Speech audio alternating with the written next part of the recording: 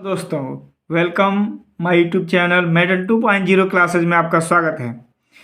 आज दोस्तों मैं सामाजिक विज्ञान का इतना महत्वपूर्ण प्रश्न लेकर आया हूँ जो इस बार आएगा, पक्का आएगा।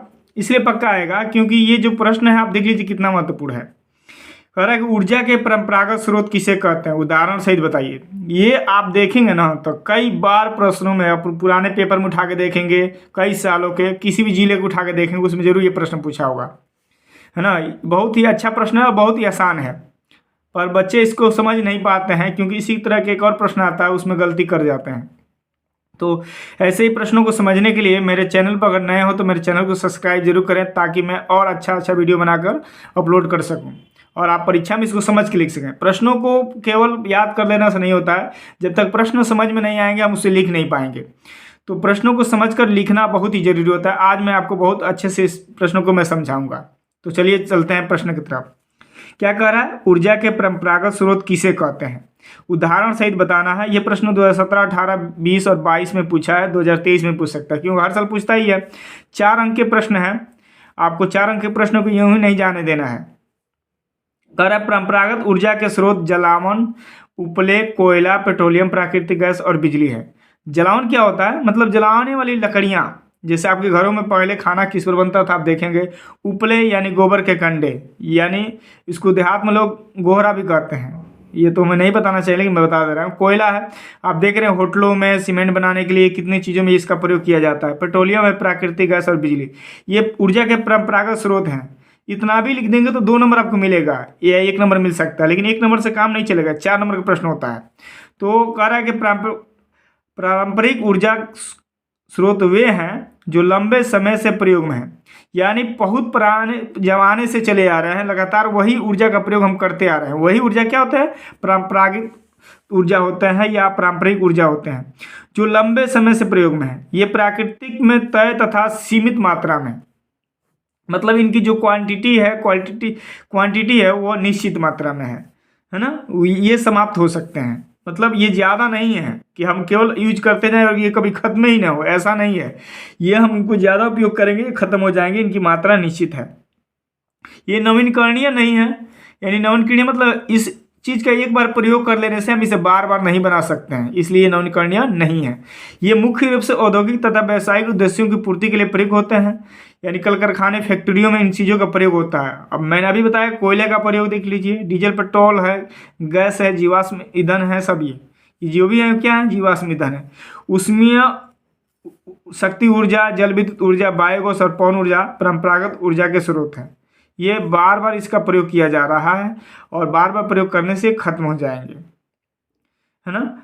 तो ये परंपरागत स्रोत हैं। भारत में खनिज तेल के 2 ही क्षेत्र है, एक मुंबई हाई है, एक कोलोल है, और एक इसके अलावा असम का डिगबोई क्षेत्र है। तो भारत में हर जगह तेल नहीं पाया जाता है, जो पेट्रोलियम हर जगह भारत में नहीं पाया जाता है।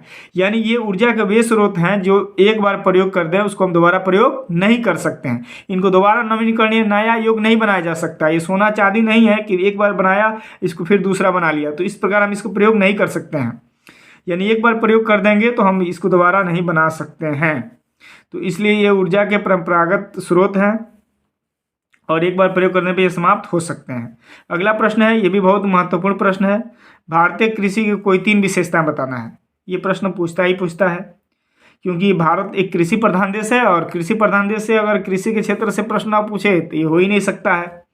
कह रहा है भारतीय कृषि की 3 विशेषताएं इस प्रकार हैं। पहला दिया है, उर्वरकों और रासायनिक खाद का प्रयोग न करने के कारण भूमि की पैदावार क्या कम हो जाती है, पैदावार कम हो जाती है। फसलें का उत्पादन भी नहीं होता है, कम होता है या ना के बराबर होता है। बहुत ऐसी जगह है जहाँ अगर उर्वरकों का प्रयोग ही नहीं किया जाए तो वहाँ फसल ही नहीं पैदा होगा। जो उपजाऊ मिट्टी ना हो, जो जलोढ़ वाला क्षेत्र ना हो, तो वहाँ फसल नहीं होता। लेकिन एक समस्या और भी है ना कि अगर हम इन खादों का ज़्यादा प्रयोग करेंगे तो इससे तरह तरह के आने वाले समय में समस्याएं उत्पन्न हो जाएंगी। ठीक है, गोबर की खाद का प्रयोग हम नहीं करते हैं, जैविक खादों का ही प्रयोग हमें ज़्यादा करना चाहिए, लेकिन पशुधन हमारे पास होते भी हम ज़्यादातर उपयोग नहीं कर पाते हैं। तो एक ये बड़ी समस्या है। अगला प्रश्न हमारा, अगला हेडिंग का रहा है, भारतीय कृषि प्रायः मानसूनी वर्षा और मृदा की प्राकृतिक अन्य पर्यावरणीय तत्वों पर ही निर्भर करती है। यानी हम पुराने परंपरागत तरीके से ही खेती करते हैं, हम वर्षा पर ही निर्भर रहते हैं। उतनी ज़्यादा जल की नए तकनीकी द्वारा हम कृषि करने के योग्य नहीं है। नए नए प्रकार के उतने उपकरण नहीं है जितना अन्य देश, चाइना, रूस, फ्रांस जर्मनी और अमेरिका जैसे देशों में है, उतना हमारे यहाँ नहीं है। हम इस क्षेत्र में पिछड़े हुए हैं। तो एक समस्या ये भी है, समस्या कहिए या इसकी विशेषता, यानी विशेषता का मतलब खासियत, वो अच्छा हो या बुरा हो। आखिरी हेडिंग हमारा कह रहा है कि भारत के लोगों का जीवन स्तर निम्न होने के कारण लोग आधुनिक कृषि नहीं कर सकते हैं। मतलब बहुत लोग गरीब हैं। भारत में 4 करोड़ लोग तो भिखारी हैं, 4 करोड़ लोग ऐसे हैं जिनका घर ही बार नहीं है। तो इस प्रकार देख लीजिए, भारत में एक बहुत ज़्यादा पॉपुलेशन वाला क्षेत्र है, देश है यह, और यहाँ अधिक जनता गरीबी है और कृषि नहीं कर सकती है। बहुत से लोग भूमिहीन है, तो उनके पास खेती ही नहीं है। कह रहे इसके कारण इनके पास पुराने उपकरण ही है, खेती करने के प्राकृतिक तरीके ही हैं, पुराने तरीके ही हैं, उस पर खेती करते हैं। तो हम आधुनिक खेती नहीं कर पाते हैं, इसलिए हमें अच्छे फसलें उगाने में दिक्कत होती है। ये लोग धन कमाने के लिए कृषि नहीं करते हैं। इनका बिजनेस, व्यवसायिक कृषि ये बहुत कम लोग करते हैं अपने देश में। ज़्यादातर लोग अपने परिवार की उदरपूर्ति यानी पेट भरने के लिए कृषि करते हैं। किसके लिए खेती करते हैं? तो देख लीजिए, क्वेश्चन 3 हेडिंग लिखेंगे 4 नंबर मिलेगा। उदरपूर्ति के लिए, पेट भरने के लिए लोग कृषि करते हैं।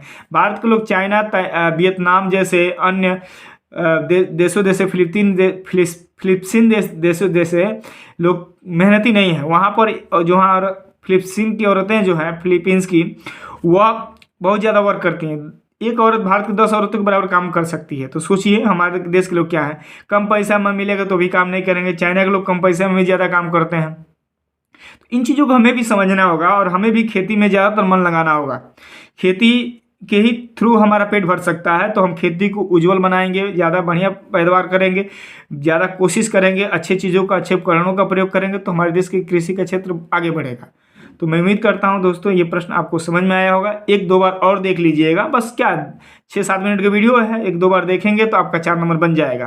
तो मैं उम्मीद करता हूं मेरे दोस्तों आप मेरे चैनल को सब्सक्राइब भी करेंगे और अपने दोस्तों में शेयर भी करेंगे और इसको खुद स्वयं समझेंगे और परीक्षा में अच्छा से लिखकर नंबर भी लाएंगे। Thank you.